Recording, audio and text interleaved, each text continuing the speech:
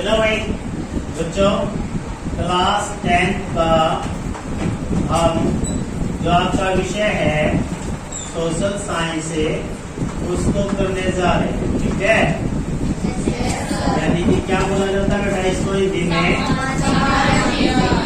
सामाजिक विज्ञान। जैसे कि आप हिंदी मीडियम से पढ़ते आ रहे हो और सामाजिक जीवन, सामाजिक विज्ञान का हमें जितना हमारी मास्टर भाषा में पता होना चाहिए वो बहुत अच्छा रहता है, हम किसी को भी बता सकते हैं। चलिए 9th क्लास में आपने पहली बुक आपकी पढ़ी थी, आपने बुक्स जो रीड की थी, लर्न की थी, समकालीन विश्व वार्ते 1। आप 10वीं क्लास में इसका सेकंड पार्ट है बेटा। सेकंड पार्ट का मतलब क्या है कि जो आपने वहां जो पढ़ा उससे एक स्टेप आपको आगे 10th क्लास में पढ़ना होगा और बिल्कुल आसान है, कोई मुश्किल नहीं है। इतिहास को जितना हम समझते हैं, जितना हम सुनते हैं, सीखते हैं, उतना ही आसान होता है। और बच्चों को प्रॉब्लम ये होती है कि सर डेट कैसे याद रहे, ये कैसे याद रखें हम, किस राजा ने कौन सी लड़ाई कब लड़ी, कहाँ लड़ी, कैसे याद रखें।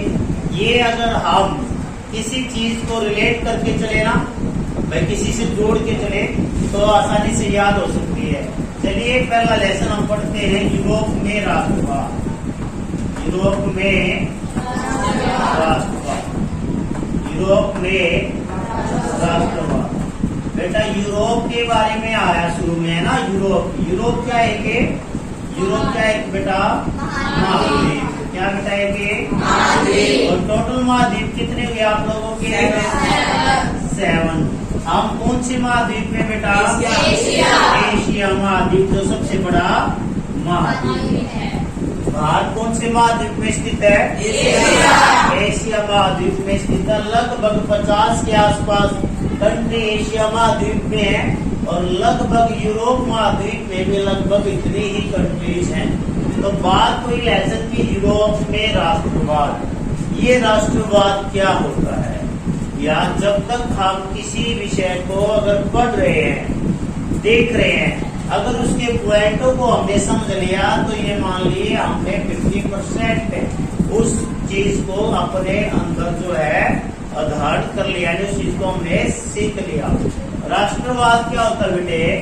राष्ट्रवाद एक ऐसी अभिव्यक्ति होती है, राष्ट्रवाद एक ऐसी अभिव्यक्ति होती है जब हम जातिवाद, धर्मवाद, क्षेत्रवाद, भाषावाद इनकी ना सोचकर केवल किसकी सोचे? राष्ट्रवाद। तो क्या कहलाता बेटा? राष्ट्रवाद। लेकिन हमारे देश में जातिवाद, धर्मवाद, क्षेत्रवाद, भाषावाद ये अधिकतर मुद्दे हमारे देश में लोग अपने साथ जोड़कर चलते हैं, जिससे राष्ट्र की भावना बहुत ही कम लोगों में जागृत होती है और समझ पाते हैं। तो राष्ट्रवाद वो होगा बेटा जब हम अपनी जाति को, अपने धर्म को, अपने क्षेत्र को, अपनी भाषा को सर्वोच्च न मानकर अपने देश को सर्वोच्च माने बोलती है राष्ट्रवाद। हालांकि ये भी सही है कि हम कहें कि भाई हम हरियाणा से है और हरियाणा एक अच्छा राज्य है, बिल्कुल हम बोल सकते हैं। लेकिन हम ये कहें कि हरियाणा अच्छा राज्य है लेकिन पंजाब होते बेकार राज्य है, ये गलत है। हम कहें कि हरियाणवी एक अच्छी भाषा है लेकिन पंजाबी एक बुरी भाषा है, अच्छी लैंग्वेज नहीं है, तो ये क्या बेटा गलत है। और इससे क्या पैदा होते हैं? मतभेद। क्या होते हैं बेटा? मतभेद। और जब इन समस्याओं में हम उलझ जाते हैं तो हम राष्ट्र की नहीं सोच करें, अपने अपने धर्म या जाति, अपने क्षेत्र, अपने भाषा के बारे में सोचते हैं। तो राष्ट्रवाद एक ऐसी अभिव्यक्ति है जो केवल देशभक्ति, यानी देशभक्त लोग होते हैं ना जो, वो सिर्फ राष्ट्र की सोचते हैं, वो नहीं सोचते आपका हमने कहा किस राज्य में जन्म लिया, हमारी भाषा क्या, वो केवल राष्ट्र के बारे में सोचते हैं। ठीक है ना? जब राष्ट्रवाद की अगर परिभाषा आ जाए तो क्या लिखोगे बेटा? ये कहीं आपको एनसीईआरटी की बुक में देखने को नहीं मिलेगी। ठीक है, एनसीईआरटी की बुक में आपको मोटे मोटे तौर पे बताया गया है। हालांकि मैं यहाँ बहुत सारी सामने एक्सप्लेन करूंगा। शायद ही कोई पढ़ाता होगा या आप पढ़े होंगे, फिर मैं बताऊंगा आप लोगों को, ठीक है। जब हम किसी क्षेत्र, भाषा, जाति और धर्म की ना सोचकर अपने देश के बारे में सोचे, वो था बेटा राष्ट्रवाद, ठीक है। अब राष्ट्रवाद मतलब कि देशभक्ति की भावना। तो क्या हुआ बेटा, ये सबसे पहले कहाँ आई? यूरोप में आई। कहाँ है बेटा? ये यूरोप में आई। और जिन यूरोप कंट्रीज के बारे में हम पढ़ने वाले हैं, उनमें मुख्यतः मैं कुछ देशों के नाम लिख रहा हूँ आपके सामने बेटा। France, Italy, Germany. यानी कि फर्स्ट जो चैप्टर है बेटा, वो इन्हीं 3 जो देश होंगे इन्हीं पर घूमता रहेगा, इन्हीं पर आधारित है मोस्टली पे। कि भाई जर्मनी का एकीकरण कैसे हुआ, इटली का एकीकरण हुआ कैसे हुआ। एकीकरण का मतलब क्या हुआ बेटा? देखो, जब हम आजाद हुए, हमें आजादी कब मिली बेटा? 15 अगस्त 1947। हमारे यहाँ अंग्रेजों का शासन था, उससे पहले बेटा मुगलों का शासन रहा है, ठीक है ना। हमारा देश कई 400 साल गुलाम रहा अंग्रेजों का, मुगलों का, पता नहीं कौन कौन विदेशी आक्रमण आकर हमारे देश को लूटते रहे, लेकिन फिर भी हमारा देश आज अच्छी श्रेणी में, अच्छे देशों की पोजीशन में है। और यही कारण है कि हमारे देश में युवा है, आप जैसे बच्चे हैं जो पढ़ते हैं, मन लगाकर चीजों को सीखते हैं ताकि भारत का नाम रोशन है। और तो क्या हुआ था बेटा? यूरोप में राष्ट्रवाद हुआ। सर हमारे यहाँ तो अंग्रेजों का शासन था, मान लेते हैं हमारे यहाँ तो अंग्रेजों का शासन था, तो सर यहाँ भी कोई प्रॉब्लम थी? बिल्कुल बेटा, यहाँ पर फ्रांस में एक शासक हुआ बेटा। फ्रांस में क्या हुआ? शासक हुआ, और जिसका नाम था बेटा नेपोलियन। जिसका नाम क्या था बेटा? नेपोलियन। अगर नेपोलियन के बारे में आप लोग गूगल से या कहीं से पढ़ोगे तो बेटे बड़ी ही इंटरेस्टेड मोटिवेशन स्टोरी है नेपोलियन की। एक आम सेना में भर्ती होने वाला सैनिक कब फ्रांस का सम्राट बन गया, शासक बन गया, लोगों को ये बात उस समय भी नहीं बची थी। और जब हम पढ़ते हैं, इन चीजों को सीखते हैं कि एक आम नागरिक एक सेना में शामिल हुआ, कैसे कमांडर से आगे बढ़ता बढ़ता फ्रांस का शासक बना।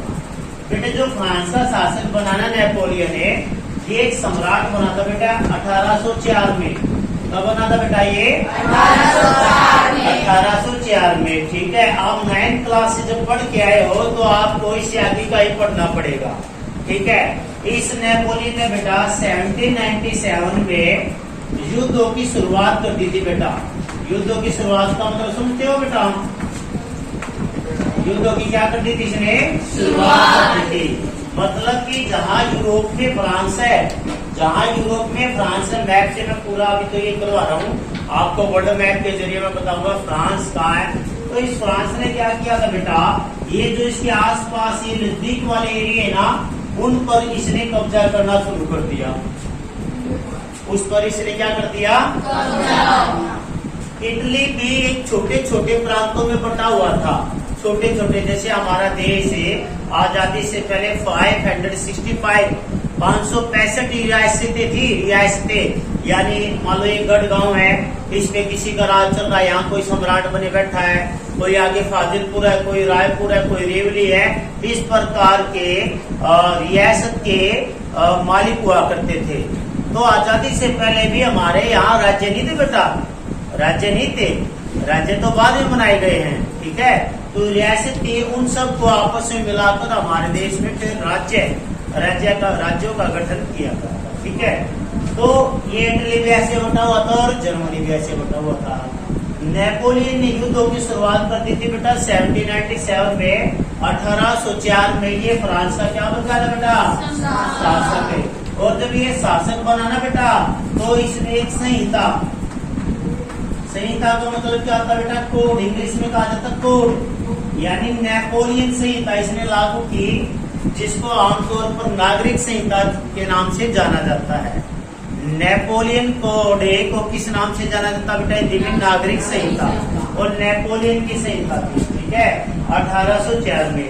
अभी मैं आप लोगों को थोड़ा थोड़ा एक्सप्लेन कर रहा हूँ, और जब आप डीपली इसको पढ़ेंगे तो बेटा आपको बहुत सारी चीजें बुक्स की आवश्यकता नहीं रहेगी कि बुक्स में क्या क्वेश्चन है, आप सारा ही अपने आप कर पाओगे। देखिए पहले बताता हूँ बेटा, 1804 में ये क्या बना नेपोलियन ने? कहाँ का शासक बना बेटा? फ्रांस में क्रांति हुई थी।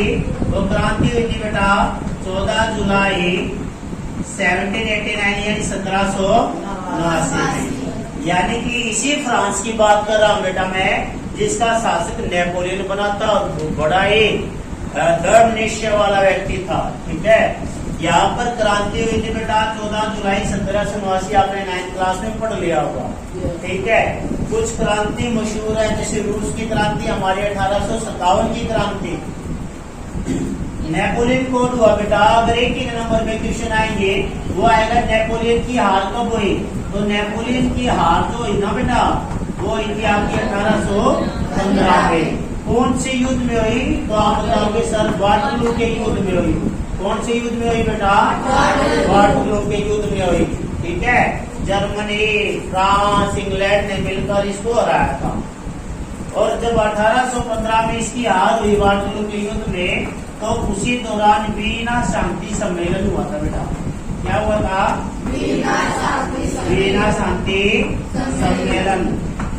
ठीक है, वीना शांति सम्मेलन कब हुआ? 1815 में। अच्छा, जो सम्मेलन होता बेटा, इसकी मेजबानी यानी इसका अध्यक्ष बनाया जाता है। क्या बनाया जाता है? इसका अध्यक्ष। तो इसका एक अध्यक्ष बनाया गया कि भाई इसकी मेजबानी, इसका अध्यक्ष कौन बनेगा? तो बेटा इसका अध्यक्ष बना था बेटा ड्यूक मैटरनिक। कौन बना था बेटे? Duke Metternich. और ड्यूक मैटरनिक ने बहुत ही जो बड़े बड़े लेवल के एग्जाम में पूछा जाता है एक पर्सन है, तो उसने एक बात कही थी कि जब फ्रांस जीतता है, जब फ्रांस जीतता है तो बाकी यूरोप को सर्दी जुकाम हो जाता है। क्या हो जाता? बाकी यूरोप को सर्दी जुकाम। यानी यहाँ से इसने हलचल महसूस की, इसने कुछ तैयारी की। जैसे हमारे यहाँ इंडिया में हमारी सेना आर्मी कभी अपने मिसाइलों का कभी कभी परीक्षण करती है ना बेटा, है ना। राफेल को एक बार पाकिस्तान के पास से ऐसे उड़ा के वापिस ले आओ, है ना, तो हड़कम मच जाएगा। इंडिया वालों ने क्या कर दिया, कहीं पाकिस्तान है इधर उधर ना हो जाए, है ना। तो ऐसा ही फ्रांस में जब भी कोई एक्शन लिया जाता था तो बाकी जो यूरोप की कंट्रीज थे वो परेशान हो जाते थे, कहीं हम पर तो हमला नहीं करते, अरे कहीं हम पे तो हमला नहीं करते। ठीक है बेटा। और फ्रांस की राजधानी क्या होगी बेटे? अरे फ्रांस की राजधानी कौन सी होगी? पेरिस। फ्रांस की राजधानी बेटा पेरिस। इटली की राजधानी? इटली की जल्दी बताइए, आपको पता होना चाहिए बेटा। इटली। जर्मनी की? एक बच्चे ने रोम बताया। जर्मनी की? बर्लिन। ठीक है, तो आपको ना ये असाइनमेंट खुद का कि यूरोप की जो मेन कंट्री है बेटा उनकी कैपिटल आपको पता होनी चाहिए। ठीक है, यूरोप महाद्वीप के बारे में। तो ड्यूक मैटरनिक ने क्या कहा था बेटा? जब फ्रांस जीतता है तो बाकी यूरोप को सर्दी जुकाम हो जाता है। शासक कब बना बेटा? ये 1804 में। 1804 में क्या आई बेटा? एक संहिता, जिसको नागरिक संहिता के नाम से जाना गया। वीना शांति सम्मेलन कब हुआ बेटा? इसकी मेजबानी किसने की? किसने की बेटा? और जब ये क्रांति हुई थी तो फ्रांस का शासक कौन था बेटा? तो उस समय फ्रांस का शासक था लुईस 16वां। ठीक है, लुईस 16वां। और इसकी शादी हुई थी ऑस्ट्रेलिया की राजकुमारी मैरी एंटोइनेट, जो आपने 9th क्लास में पढ़ा होगा। ठीक है, ये अंधविश्वासी थे बेटा, ये बहुत अंधविश्वासी थे। इन्होंने फ्रांस का जो था उसमें सत्यानाश कर दिया था। ठीक है, अच्छा इसके बाद जो इम्पोर्टेंट क्वेश्चन है बेटा, एक नंबर वाले तो ये रहेंगे। और इटली का एकीकरण और जर्मनी का एकीकरण कब हुआ, कैसे हुआ, इसके बारे में हमें पढ़ना होता है। ठीक है, इटली का एकीकरण के लिए आप 4 आदमियों के नाम याद रखोगे बेटा। इटली का एकीकरण के लिए कितने आदमियों के नाम याद रखोगे? 4 आदमियों के नाम रखोगे बेटा। इटली का एकीकरण के लिए एक जूसेपे मेत्सनी बेटा, जूसेपे मेत्सनी का नाम याद रह जाएगा? अरे जूसेपे मेत्सनी का नाम याद रह जाएगा?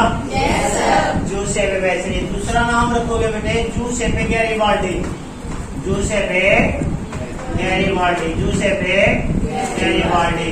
तीसरा नाम याद रखोगे बेटा काउल, क्या याद रखोगे बेटा? काउल। इटली का बिस्मार्क किसको कहा जाता है बेटा? काउल का। जर्मनी का एकीकरण का श्रेय बेटा बिस्मार्क को जाता है। अरे जर्मनी के यानी जर्मनी को इकट्ठा करने का श्रेय किसको जाता है बेटा? बिस्मार्क को। किसको जाता है? तो जर्मनी तो अलग कंट्री हुई बेटा, अरे जर्मनी तो अलग कंट्री हुई, इटली अलग हुई, यानी जर्मनी में जिसने एकीकरण किया था ऑटो बिस्मार्क ने, वैसा ही काम इटली में किसने किया था? काउल ने। इसलिए इसको इटली का बिस्मार्क किसको कहा जाता है? काउल। फोर्थ नाम याद रखोगे बेटा Victor Emmanuel third, Emmanuel second, Emmanuel second, Emmanuel second, Victor Emmanuel second बेटा। जूसेपे मेत्सनी, जैसे हमारे यहाँ भगत सिंह का नाम लेते हैं बेटा, है ना, सुभाष चंद्र बोस का नाम लेते हैं, चंद्रशेखर आजाद का नाम लेते हैं, और सारे जो फ्रीडम फाइटर रहे और जो समाज सुधारक रहे, डॉक्टर भीमराव अम्बेडकर, ज्योतिबा फुले, या किसानों के मसीहा सर छोटूराम जो हरियाणा में माने जाते हैं, हरियाणा के मतलब के कह सकते हैं कि किसानों के मसीहा के रूप में जिनको जाना गया, ठीक है। यानी जो जिसके लिए अच्छे अच्छे काम करता है वो हमारे लिए पूजनीय होते बेटा, ठीक है। Giuseppe मेत्सनी, Garibaldi, cowl, Victor Emmanuel तीतर बेटा। इससे रिलेटेड क्वेश्चन आपका एग्जाम में बहुत बार पूछा जाता है। ये एक ऐसा बंदा हुआ बेटा जैसे हमारा भगत सिंह, 1807 में जन्म हुआ बेटा इसका, 1807 में जन्म हुआ, जेनेवा में इसका जन्म हुआ। इसने क्रांति कर दी लिगुरिया में, इसको वहां से निकाला, दे दिया तुम भाग जाओ यहाँ से। ये बंदा भाग गया वहां से डरता, लेकिन ये रुका नहीं। इसने 2 भूमिगत संगठन यानी नीचे के नीचे अंडरग्राउंड सोसाइटी, सीक्रेट सोसाइटी बनाई बेटा इसने।